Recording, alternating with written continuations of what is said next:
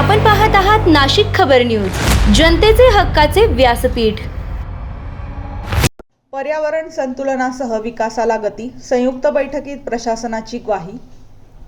नाशिक शहराच्या दीर्घकालीन विकासासाठी आवश्यक पायाभूत सुविधांच्या उभारणीस गती देताना पर्यावरणाचा समतोल राखत नियोजनबद्ध पद्धतीने कामे केली जातील, अशी ठाम भूमिका महापालिका प्रशासनाने व्यक्त केली। पालिका मुख्यालयात झालेल्या संयुक्त बैठकीत ही ग्वाही देण्यात आली। शहराच्या सर्वांगीण विकासासाठी प्रमुख उद्योजक, विविध क्षेत्रातील मान्यवर तसेच सेवाभावी संस्थांच्या प्रतिनिधींची ही बैठक उत्साहात पार पडली।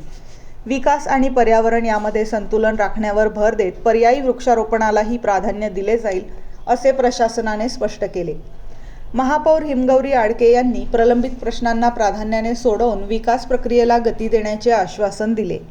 बैठकीस फ्रावशी अकॅडमीचे संचालक रतन लठ्ठे, नीना संस्थेचे संचालक आशिष नहार, आयमा संस्थेचे अध्यक्ष राजेंद्र पानसरे, क्रेडाईचे अध्यक्ष गौरव ठक्कर, संचालक RPP कृणाल पाटील, ट्रान्सपोर्ट असोसिएशनचे अध्यक्ष राजेंद्र एद आदी मान्यवर उपस्थित होते।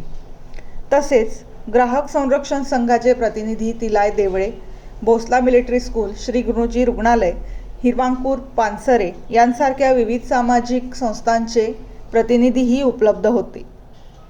त्यांनी शहराच्या विकासासाठी उपयुक्त सूचना व मार्गदर्शन केले। या बैठकीला उपमहापौर विलास शिंदे, स्थायी समिती सभापती मच्छिंद्र सानप तसेच भाजपचे सहमुख्य प्रवक्ते अजित पाटील यांची प्रमुख उपस्थिती होती। याशिवाय विविध क्षेत्रातील समाजसेवक आणि मान्यवर मोठ्या संख्येने सहभागी झाले होते। दरम्यान गंगापूर रोडवरील वृक्षतोडीच्या मुद्द्यावरून महापालिका प्रशासन आणि पर्यावरण प्रेमींमध्ये संघर्ष सुरू आहे। हरित लवादाने वृक्षतोडीला स्थगिती दिल्यानंतर पर्यावरण प्रेमींनी तोडलेल्या झाडांना श्रद्धांजली अर्पण केली।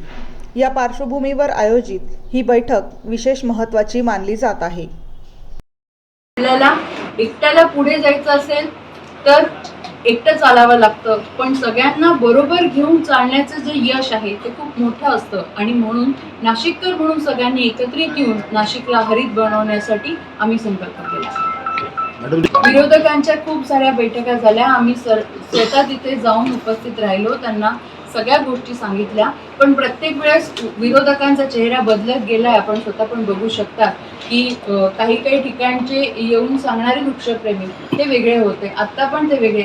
मी सुद्धा त्यांना कळकळीची विनंती करते की वृक्षप्रेमी असणं म्हणजे वृक्ष जे काही आहे त्याचं प्रत्यारोपण होऊ न देणं किंवा वृक्ष तोड होऊ न देणं हे नाहीये। वृक्ष लागवड करणं ही पण एक वृक्षप्रेमीची ठळक भूमिका असली पाहिजे आणि वृक्ष लागवडीसाठी जास्तीत जास्त प्रयत्न करणं हे आपल्या सगळ्यांचं काम आहे।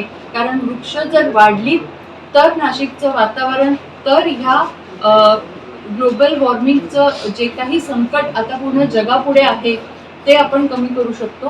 फक्त वृक्षतोड होते म्हणून रडण्यापेक्षा जास्तीत जास्त वृक्ष लागवड करणं हे त्याचं सोल्युशन आहे आणि आपण जर विकास करायचा असेल तर सोल्युशन ओरिएंटेड अप्रोच राहिला पाहिजे। एका ठिकाणी रडून काहीच उपयोग होणार नाही। विरोध असाच चालू राहिला तर कारवाई करणार म्हणून सगळ्यांना म्हणणं आहे, प्रशासनाच्या कुठल्याही कामात कुठलाही अडथळा आणला तर ते त्याच्या पद्धतीने कारवाई करणार आहे, पण लोकप्रतिनिधी आणि नाशिककर म्हणून मला असं वाटतं की आपण स्वतःची रेष मोठी करू, इतरांची कमी करण्यापेक्षा।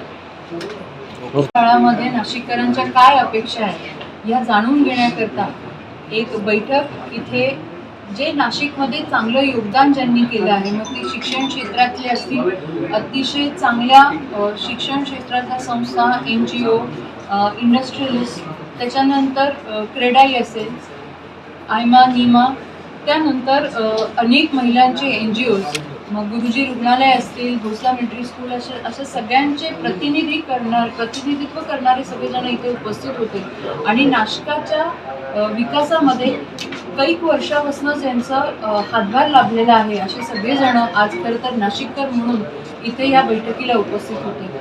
आम्ही सगळेजण इथे एकाच गोष्टीवर बोलत होतो की आपल्याला नाशिकची ही जी कुंभमेळ्यातली जी प्रगती ती शाश्वत करण्यासाठी आपल्याला काय काय उपाययोजना करायच्या आहेत। मग प्रामुख्याने याच्यामध्ये जो मुद्दा इथे आला तो होता की कुंभमेळ्यात येणारे यात्रेकरू असणार आहेत, आपण त्यांना काय दाखवणार आहोत। आपल्याला स्वच्छ सुंदर हरित नाशिक आणि सेफ नाशिक, एक प्रोटेक्टेड नाशिक अशी पण एक नाशिकची जी ओळख आपल्याला द्यायची आहे। मग हे करत असताना जे काही ट्रॅफिकचं नियोजन आहे ते कशा पद्धतीने करावं लागेल, रिंग रोड होणार आहे, येणारे जे ट्रॅफिक आहे ती आत्ताची लोकसंख्या आणि येणारी अजून जे बाहेर न येणारे आहेत लोक त्यांना कसं सामावून घेता येईल, रिंग रोडवरनं बाहेरची ट्रॅफिक कशी करायची आहे पार, आणि अशा अनेक मुद्द्यांना खरं तर हात घातलं. व्हॉलेंटियर्स कसे असणार आहेत, हेल्थ सुविधा काय देणार आहेत, असे अनेक मुद्दे इथे उपस्थित झाले. पण प्रामुख्याने एकमुखाने या सगळ्यांनी एक गोष्ट सांगितली की नाशिकची प्रगती थांबता कामा नाही. कुठल्याही पद्धतीचा उहापोह करून स्वतःकडे ओरड करून हे जे काही लोक नाशिकच्या प्रगतीला एक थांबवण्याचं काम करत आहे, आता आपण म्हणतोय की कुठल्याही प्रकारचं अतिक्रमण हे खरं तर नाशिककरांना नको आहे. वृक्ष जर रस्त्याच्या मध्ये येत असतील तर ते सुद्धा एक. नाशिक मेट्रो आज आपले महापौर लाडके हिंगोलीताई यांनी आम्हाला इथे निमंत्रण केलं. कुंभमेळ्याच्या याच्यावर कशी डेव्हलपमेंट नाशिकची व्हावी याच्यावर चर्चासत्र होतं आणि आय थिंक अतिशय चांगला इनिशिएटिव्ह आहे. या निमित्ताने फक्त एकच गोष्ट सांगतो की क्रीडाय नाशिकच्या सपोर्टने क्रीडाय नॅशनल नाशिकमध्ये रिफॉरेस्टेशन ड्राईव्ह सुरू केलेलं आहे आणि त्या ड्राईव्ह अंतर्गत यावर्षी 3.25 लाख झाडांचं जे आहे फॉरेस्टेशन आपल्या दरीमातुरी एरियामध्ये आपण करणार आहोत.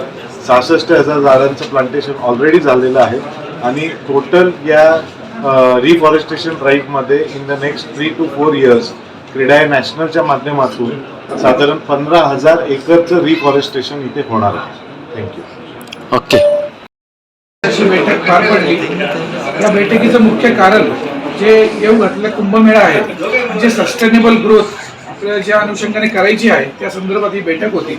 तर Nashik industries and manufacture association जी 16,000पेक्षा जास्त उद्योगांचं प्रतिनिधित्व करते, या अनुषंगाने आम्ही इथे 2 महत्त्वाचे मुद्दे मांडले की जे विकासाचं जे धोरण आपण नाशिक महापालिकेमार्फत जे अवलंबलेलं आहे त्याची सस्टेनेबिलिटी हवी. म्हणजे आपण जे विकास कामे करीत आहोत ते आता फक्त कुंभमेळ्याच्या दृष्टीने न करता भविष्यात सुद्धा नाशिककर म्हणून म्हणून आपल्याला कसं त्याचा उपयोग करता येईल त्या अनुषंगाने ही कामे झाली पाहिजे.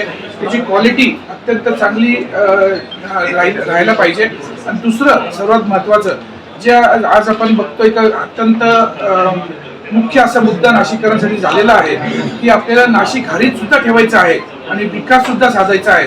या अनुषंगाने आपण जिथे झाडांचं आपल्याला प्रॉब्लेम येत आहेत, रस्ता रुंदीकरणासाठी म्हणा किंवा अडथळे रस्त्यांसाठी आहेत, तिथे आपण ते झाडं जर आपण तिथे त्या ठिकाणी काढणार असो तर Nashik industries and manufactures association म्हणून आम्ही सुद्धा एक दायित्व या ठिकाणी घेत आहोत की एक उद्योजक एक झाड अशी संकल्पना आम्ही राबवणार आहोत आणि 16,000 उद्योग या माध्यमातून 16,000 झाडांची आम्ही लागवड या ठिकाणी करणार आहोत असा संकल्प आम्ही या ठिकाणी करीत आहोत.